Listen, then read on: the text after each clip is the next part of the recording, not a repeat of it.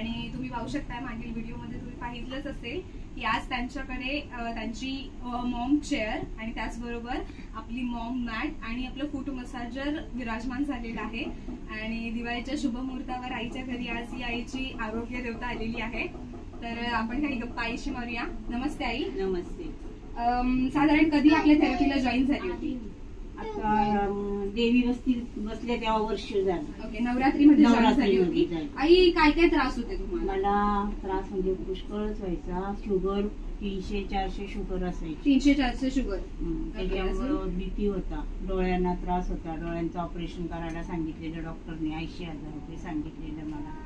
आणि मानेपासून कमरेपर्यंत गॅप पाठणीला, सांधे वगैरे खूप दुखायचे माझे, डोका खूप दुखायचा। पण मी थेरपीला लागल्यापासून मला पुष्कळ फरक पडला। आणि नंतर मग मी निश्चय केला, मुलाला पण माझी शुगर होती। आई साधारण दादाला किती शुगर होती? दादाला पण 300-400 शुगर असायची, ती कंट्रोलवर येत नव्हती अजिबात। तो त्याला खूप त्रास व्हायचा। मग तो 15 दिवस तिथे गेला थेरपीला आणि मग नंतर मला त्याने सांगितलं, आई तू पण जा तिथे, खूपच तुला फरक पडेल। मग मी चालू केलं तर 1 महिन्यामध्ये माझी 150वर शुगर आली। म्हणजे मला खूपच फरक पडलो। आणि म्हणजे आई थेरपी सुरू केली तेव्हा जी तुझी शुगर 400वर होती ती थेरपीच्या 15 दिवसांनंतर 150वर आली। ओके, आणि जे डोळ्यांचं ऑपरेशन सांगितलं होतं थांबलं माझं। म्हणजे मला जरा नजर व्यवस्थित चांगलं दिसायला लागलं, मला चांगलं दिसायला लागलं व्यवस्थित। आणि आता काही मी चष्मा पण लावत नाही, पण डोळ्यांना काही त्रास नाही माझ्या, एवढं दुखत पण नाही वगैरे। म्हणजे आता ऑपरेशन केलेलं नाहीये, डोळ्यांना काहीच त्रास काहीच नाही। ओके, साधारण आपल्या थेरपी जॉईन केल्यानंतर शुगर कंट्रोल मध्ये आली होती। आणि मी मग निश्चयच केला का घर मी मागे ठेवलाय बांधायचा, पण पहिली मला मशीन पाहिजे का तर घरामध्ये सगळी माणसाला आरोग्य चांगला मिळावा म्हणून त्याच्यासाठी मी आत्ताच केला। मुलाला सांगितलं पहिले आधी जाऊन तिथे पैसे भर, घर आपण दिवाळी नंतर बांधू म्हणून तो घर ठेवला। आणि मशीन आम्ही सगळ्या मुलांसाठी, सुनांसाठी, नातवांसाठी, माझ्यासाठी, सर्वांसाठी मी उपलब्ध केली। बरं आई, जी थेरपी तू तिथे घेतलीस त्याच्यामध्ये तुझ्या शरीराला काही साईड इफेक्ट जाणवला का? नाही, काहीच नाही, मला अजिबात नाही। लईच मला बरंच वाटत। सून पण म्हणायची का खूपच तुम्हाला बरं वाटायला लागलं। म्हणजे थेरपीच्या नंतर जेवण वगैरे जायचं, झोप यायची मला लागायची, नाही तर आधी झोप वगैरे काहीच लागत नव्हती मला। नुसतं डोकं दुखायचं, चलबिल करायचे, हातपाय वगैरे असे हलवायचे, म्हणजे रात्रीचे झोपच नव्हती होत। थेरपीला जाऊन आले तर मला छान झोप लागायची, दुपारची पण रात्रीची पण। आणि खूपच मला म्हणजे बरंच वाटलं। मी म्हणजे माझी गॅरंटीच नव्हती एवढं मला आजारपण माझ्या आतल्याच शरीरामध्ये मला त्रास देत होतं, पण मी थेरपीच्या ह्यानी मला खूपच बरंच वाटलं। म्हणजे अगदी खूपच फरक आला माझ्यामध्ये। आणि नवीन मशीन आहे, तर आई नवीन मशीन तुम्ही बघितली नव्हती तर बघितली असताना सुद्धा ही मशीन घेण्याचा निर्णय कसा केला? मी निश्चयच केला। मी एकदा फक्त गेले होते तिथे आणि तिथे मला तुम्हीच तिथे त्या मॅटवर बसवले। मी मुलाला सांगितलं, बोलले फोनवर, तरी पण तो नाकाबूल झाला, कशाला एवढी आहे ती घे, थोडस माझ्याशी बडबड केली। पण मी घरी आल्यावर निश्चय केला, बाबू एकदाच वस्तू येते घरामध्ये, परत परत मिळणार नाही। 50,000 रुपये जास्त गेले ना तरी चालतील आपले, पण मला तीच मॅट घ्यायची।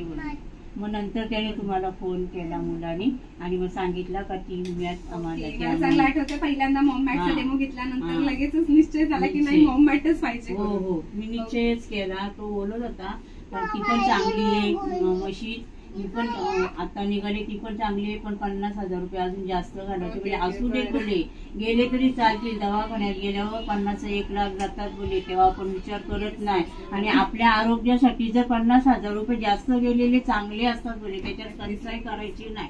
म्हणून त्यांनी तो फोन केला आणि मॅडमला सांगितलं का आम्हाला ती मॅट घ्यायची म्हणून। बरं ठीक आहे, तसं तुम्ही बघू शकताय घरात मोजून फक्त 3 माणसं आणि 3 माणसांसाठी आईने जवळजवळ एवढी इन्व्हेस्टमेंट केलेली आहे।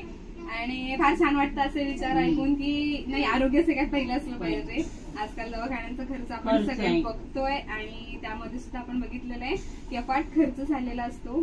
याच्या आधी जर मी थेरपी सुरुवात केली असती तर आज माझ्या कानाची वेळ 1 लाख रुपये घालवायला वेळ आली नसती। बापरे, 1 लाख रुपये घालवले, कारण अर्जंट कानाचं ऑपरेशन सांगितलं की आजार पण मला दिसण्यात आलं नाही। 10-20 वर्षाचा आजार पण होता, तो आता डॉक्टरने काढला। मग नशी मी ऑपरेशन केला, त्याच्यात 1 लाख रुपये भरले, मी मागं पुढे केले नाही।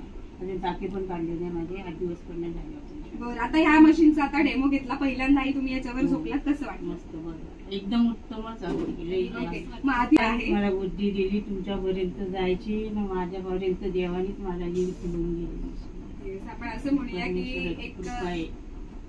थेरपी, जसं तुम्ही बघताय की आईसाठी थेरपी एक माझ्याकडे काहीच नव्हतं बाय, काहीच नव्हतं. एकदम परिस्थिती माझी गरीब होती खूपच. त्याला सांगते म्हणजे तुला वेळ आली. आणि आईने सांगितलं जसं की परिस्थिती कशी असली तरी ज्या दिवशी माझ्याकडे पैसे येतील हा, त्या दिवशी माझ्याकडे ही मशीन असली घेणार पाहिजे. निश्चयच केला मी बोले वर्ष का नाही लागत ना, पण मी एक निश्चय केला की मी मशीन घेणार म्हणजे घेणारच. आणि फायनली आज तुम्ही बघू हा. शकता की एक छान शुभमुहूर्त आहे. घेतलं. 2 दिवसावर लक्ष्मीपूजन आलेलं आहे, उद्या धनत्रयोदशी आहे आणि त्या दिवशी आपण जसं म्हणतो की आरोग्याला जपलं पाहिजे, आरोग्याची पूजा केली पाहिजे. आणि ते आईच्या घरी होत आहे उद्या पहिल्यांदा. आईच्या घरी धनत्रयोदशी निमित्त आरोग्याच्या देवताची पूजा होईल आणि बाकी सगळ्या आजारांमध्ये खूप चांगला आराम तर आहेच आहे. पण जे काही फॅमिली मेंबर्स आतापर्यंत आपल्याकडे पोहोचू शकले नाही, आता ते सुद्धा या मशीनची थेरपी घेतील आणि त्यांच्या आजारांमध्ये सुद्धा नक्कीच चांगला आराम येईल. बघू शकताय इकडे आईची सुनबाई अजूनपर्यंत आतापर्यंत कधी आपल्या सेंटरमध्ये आलेली नाहीये, पण फर्स्ट टाइम ताईने सुद्धा डेमो घेतला आणि जस्ट आपण ही मशीन बंद केलेली. आपण ताईंना विचारूया की ताई, पहिल्यांदा तुम्ही या मशीनचा डेमो घेतला, तुम्हाला कसं वाटलं? खूपच रिलॅक्स वाटतं. असं वाटतं की भारीच, म्हणजे असं पायाला खूप मसाज वगैरे होतात आणि हाताला पाठीमागे असं वाटतं की कोणीतरी आपला मसाज करतंय. मसाज सेंटर मध्ये गेल्यासारखंच वाटतं. आईने हे मशीन स्पेशली फॅमिली मेंबर्स म्हणजे तुमच्या सगळ्यांसाठी आले, तर त्यासाठी काय बोलाल तुम्ही? आईने खूपच छान केलं. म्हणजे आधी तर आमचा विरोधच होता की नको वगैरे, कारण आम्ही गेलोच नाही ना कारण थेरपी वगैरे घ्यायला. पण आई आमचं सारख्या सांगायचं की नाही खूपच भारी. आणि मला थायरॉइड आहे, त्यामुळे आई बोलली की नाही थायरॉइड सुद्धा बरा होऊ शकतो त्यामध्ये.